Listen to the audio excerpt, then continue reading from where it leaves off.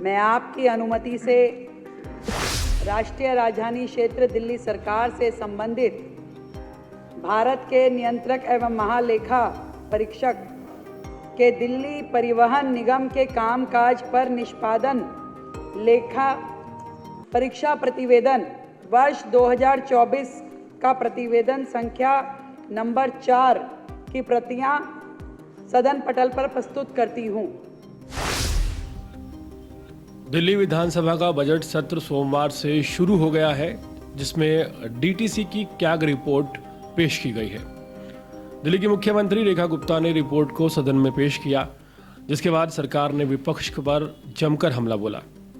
BJP का कहना है कि दिल्ली सरकार की नीतियों के कारण बस सेवा लगातार खराब रही और आम जनता को इसका नुकसान उठाना पड़ा, खामियाजा उठाना पड़ा। दिल्ली सरकार में डीटीसी की हालत लगातार बिगड़ती रही। कैग की रिपोर्ट में कई बड़े चौंकाने वाले खुलासे हुए हैं। कैग रिपोर्ट के मुताबिक 2015 से 2022 के बीच दिल्ली सरकार को करीब 14,000 करोड़ रुपए का घाटा हुआ है। इसकी एक बड़ी वजह बसों की घटती संख्या और कम होते हुए रूट बताए जा रहे हैं। दिल्ली में 814 बस रूट थे, अब 468 रह गए हैं। डीटीसी को भारी नुकसान झेलना पड़ा है। कैग रिपोर्ट के अनुसार डीटीसी को 8,433 करोड़ रुपए का घाटा हुआ है। पहले जहां डीटीसी के पास 4,344 बसें थी, अब उनकी संख्या घटकर 3,937 रह गई है। इससे यात्रियों को भारी परेशानी का सामना उठाना पड़ रहा है, क्योंकि सार्वजनिक परिवहन की सुविधा कम होती जा रही है। महिलाओं की सुरक्षा को ध्यान में रखते हुए 3,697 बसों में सीसीटीवी लगाने का प्रोजेक्ट शुरू किया गया था, जिस पर 52 करोड़ रुपए खर्च कर दिए गए। लेकिन चौंकाने वाली बात यह रही कि यह प्रोजेक्ट अभी तक पूरा नहीं हुआ है। इतने बड़े प्रोजेक्ट के बावजूद सरकार बसों में सुरक्षा कैमरे नहीं लगा पाई, जिससे परियोजना की प्रणाली पर सवाल उठने लगे। डीटीसी पहले से ही घाटे में चल रही है, फिर भी सरकार ने क्लस्टर बसों के ऑपरेटर से किराया वसूलने में किसी भी तरह की सख्ती नहीं दिखाई। कैग रिपोर्ट में खुलासा हुआ है कि सरकार को ऑपरेटरों से 225 करोड़ रुपए वसूलने थे, लेकिन यह रकम अभी तक वसूली नहीं गई है। इससे सरकारी खजाने को भारी नुकसान हुआ है और ये सवाल उठने लगे हैं कि सरकार आखिर किन कंपनियों को निजी फायदा पहुंचाने में लगी थी। इलेक्ट्रिक बसों को लेकर भी बड़ी लापरवाही सामने आई है।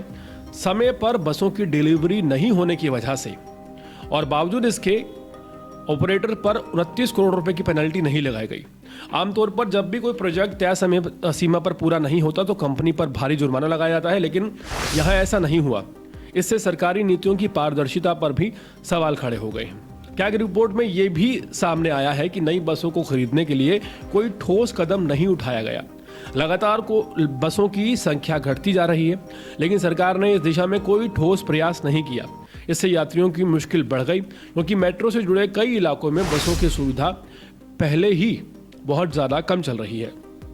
कैग की रिपोर्ट के आंकड़े दिखाते हैं कि दिल्ली की बस सेवा धीरे धीरे कमज़ोर होती जा रही है और सरकार की ओर से इस पर कोई ठोस कदम नहीं उठाया गया। अब देखने वाली बात यह होगी कि सरकार इस रिपोर्ट के बाद क्या कदम उठाती है। दिल्ली की सार्वजनिक परिवहन सेवा को यानी कि डीटीसी को सुधारने के लिए किस तरह की नई योजनाएं लाती है। दिल्ली सरकार में जब रेखा गुप्ता नई सीएम बनी है, उन्होंने कैग रिपोर्ट पेश की है और सूत्रों के हवाले से ये कहा जा रहा है कि जहां दिल्ली में डीटीसी की बसों की संख्या तकरीबन 3,900 रह गई है, जिसमें से तकरीबन 2,000 बसें आने वाले कुछ समय में पूरी तरह से रिटायर हो जाएंगी। और ऐसे में दिल्ली में बीजेपी सरकार इस बात का दावा कर रही है कि आने वाले 1 या 2 साल में डीटीसी की बसों की संख्या तकरीबन 10,000 की जाएगी। ये भी कहा जा रहा है कि दिल्ली में जो इलेक्ट्रॉनिक बसों को खरीदने का बजट आवंटित था, उसका भी प्रयोग नहीं किया गया। दिल्ली में जो मापदंड थे डीटीसी की बसों को खरीदने में, जिन मापदंडों के तहत ये कहा गया था कि बसें जो है मेड इन इंडिया होनी चाहिए और वो बाकी चीज़ों के हिसाब से इलेक्ट्रिकल बसें होनी चाहिए, जो भी मापदंड थे उनके हिसाब से ये काम अधर में लटका रहा, जिस वजह से दिल्ली वासियों को खासा नुकसान हुआ है। हाल फिलहाल 2015 से लेकर 2022 तक डीटीसी को 14,000 करोड़ रुपए का घाटा हुआ है। हैरानी इस बात की है कि जहां बसों के रूट्स की संख्या बढ़नी चाहिए थी, बसों के रूट्स की संख्या कम कर दी गई। दिल्ली में अब बीजेपी ये दावा कर रही है कि एक तरफ काग रिपोर्ट में खुलासा हो गया है कि बड़े घाटे में चल रही थी, ना सिर्फ मुनाफे में डीटीसी को लाने का काम करेगी बीजेपी, बल्कि दूसरी तरफ ये भी दावा किया जा रहा है कि जो डीटीसी की बसों की संख्या 3,900 रह गई है, जो आने वाले समय पर तकरीबन 2,000 रह जाएगी, क्योंकि तकरीबन 2,000 बसें रिटायर कर दी जाएंगी, उन बसों की संख्या को तकरीबन 10,000 के आंकड़े पर लाने का लक्ष्य रखा गया है। लेकिन क्या बीजेपी इस वादे को पूरा कर पाएगी और कब तक कर पाएगी, ये देखना काफी ज्यादा इंपॉर्टेंट होगा। पूरे मामले पर आपकी क्या राय है, कमेंट सेक्शन में जरूर बताएं।